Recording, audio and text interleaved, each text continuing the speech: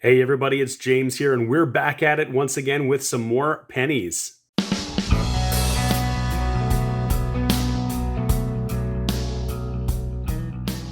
That's right, we're back at it with Canadian pennies. I got 20 rolls of pennies here. We got the copper cup. We're looking for anything that is old. We're going to separate out the copper. We're looking for maybe King George VI, some Laureate Portrait, anything older, maybe some Wheaties. Who knows? Let's get into those rolls and find out what we can find. Roll number one, and we have the 1967 commemorative, so we can check it for the doubling. I don't see any on the date. We can flip it and see if we've got it on the DG Regina. We don't, so that's not the double die.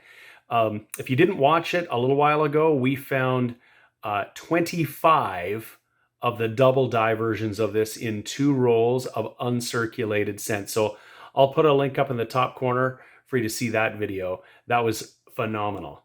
Same roll, we have a 1965 under the scope, so we're checking to see if it is the pointed 5 or the blunt 5. And while this has an angle on the top of that 5, this is still actually the blunt 5.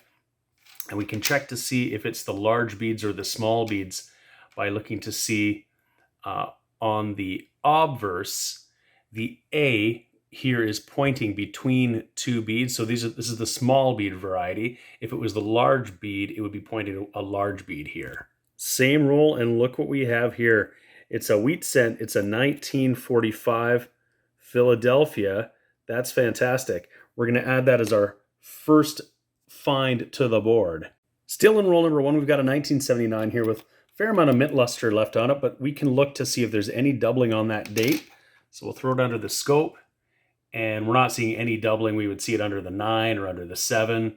And so we'll carry on. We found ourselves a 1982 large date Lincoln cent in roll number 2. And you can see the large date 2, it sort of curls in this way. The small date really comes around. But what we want to do, we can weigh this up to see if it is copper or if it's zinc, to see if we want to throw it in our copper cup. And this one comes in over 3 grams. It is definitely copper. If it was zinc, it would be about 2.5. And I'll just clarify that the rare variety of 1982 that people are looking for is the 1982D small date in copper.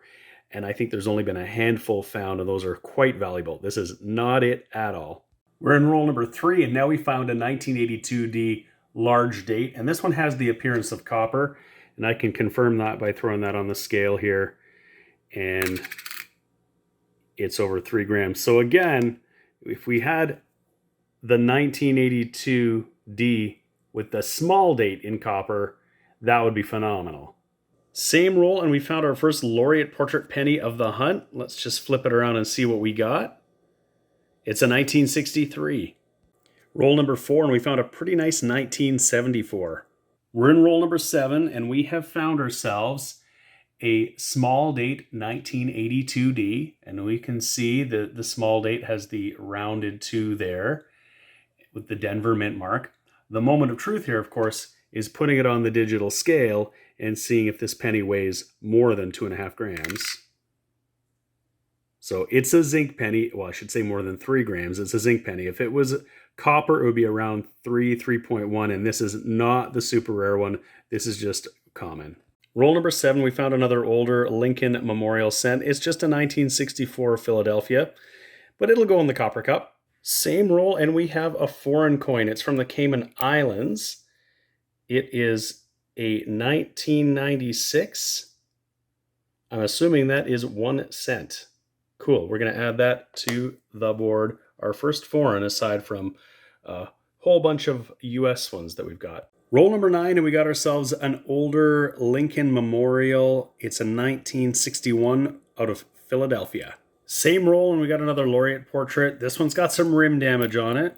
We'll flip it around and see what we got. It's a 1963.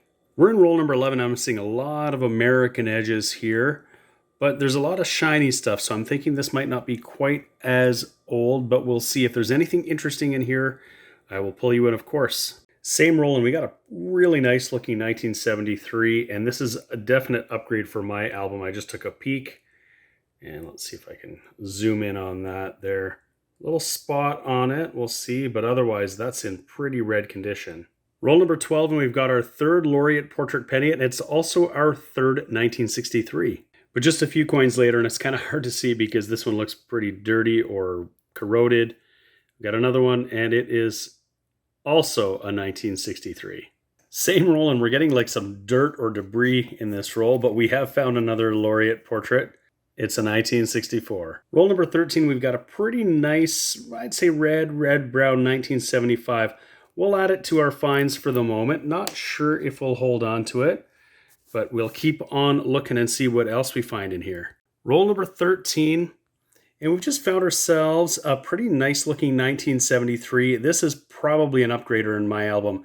The early 70s and before, I don't have very many things that have a red hue to them, so this might be a good addition to my collection. Roll number 15, and we finally found ourselves a King George VI. This one is from 1940.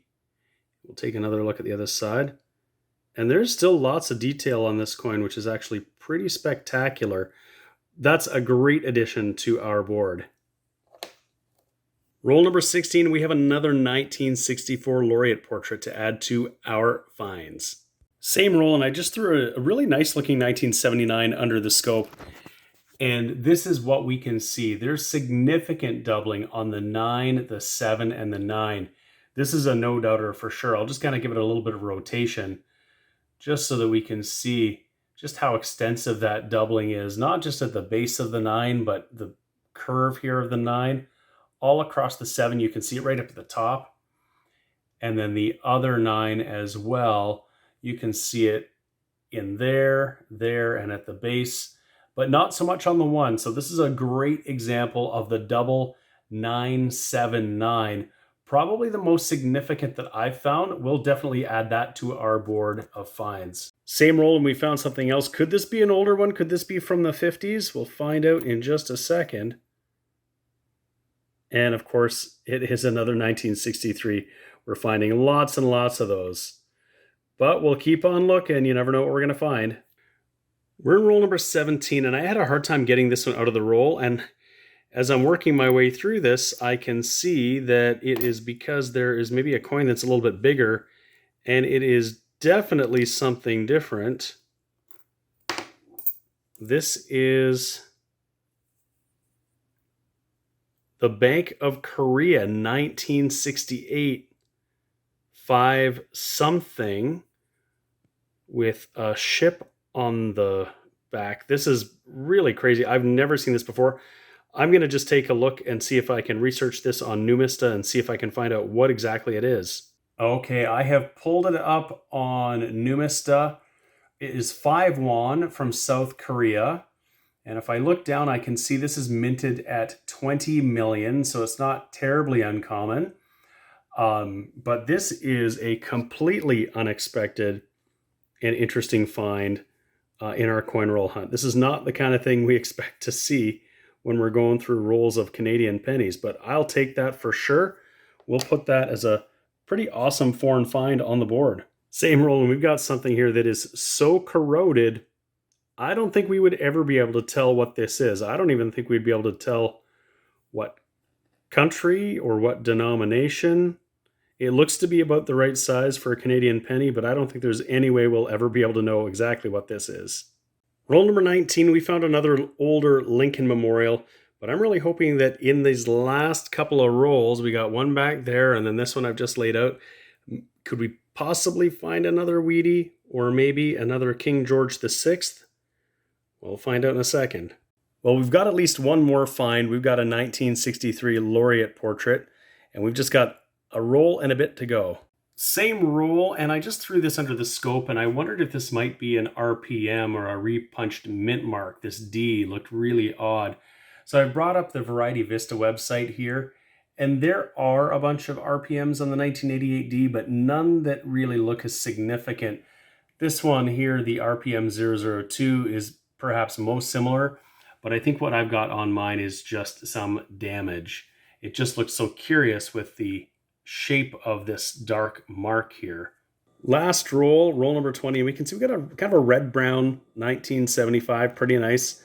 We'll put it on the board for now, and I just got a few more to hunt through. If there's nothing else, then we'll come back for a wrap-up. Wow, and just a few coins later, we got a nice little surprise here. We got ourselves a 1951. This is our second King George VI of the hunt. That is awesome and a great way to end this hunt. Well, we have finished that penny hunt, and I'll do a little bit of a wrap up here and show you what we found.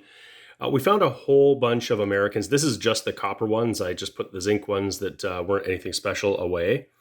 I pulled aside a few of the 1982s that I found. There are 8 different varieties of 1982s, 7 of which you can probably easily find, and I don't have all of them, so this might fill a hole or two in my album. We found a few, or a couple really nice 1973s, so I'll check my album against that.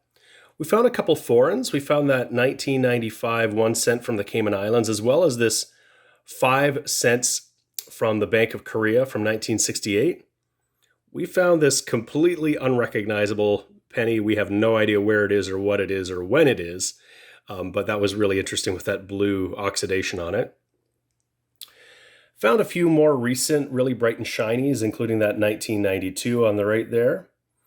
As for our Canadian finds, a few nicer 74, 75, 81. We got a stack of, I think we got 5 or 6 1963s and a couple of 1964s. We also found us a wheat cent. That's a 1945 Philadelphia, and a couple of King George VI, which is awesome. We got a 1940 and a 1951. We got this 1976 that had significant doubling. I'll just throw it under the scope again.